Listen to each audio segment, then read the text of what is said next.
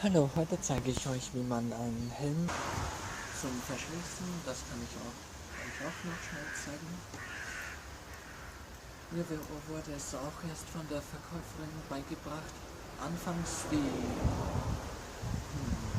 ersten 2, 3 Tage oder 4 Tage war es schwierig, aber dann ging es wirklich sehr, sehr einfach für mich.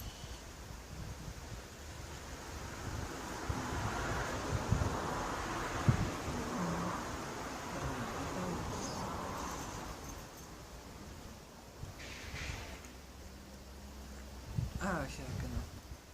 Durch beide Laschen durch. Die eine Metalllasche zurückhalten und dann wieder durch die Lasche durch, stramm ziehen, so weit wie möglich, und zur Sicherung wieder ein Druckknopf.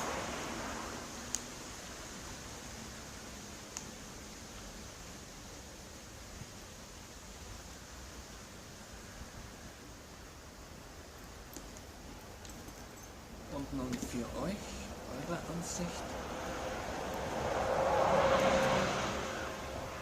Durch beide Metalllaschen durch.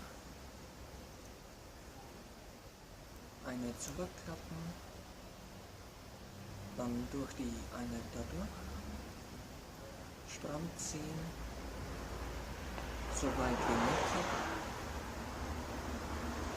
Und dann der Druckknopf. Fertig.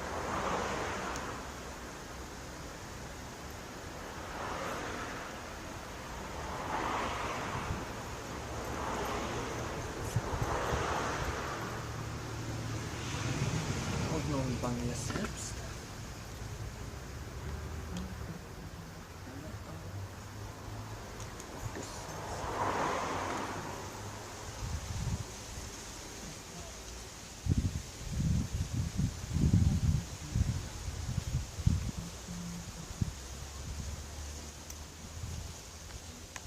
Perfekt.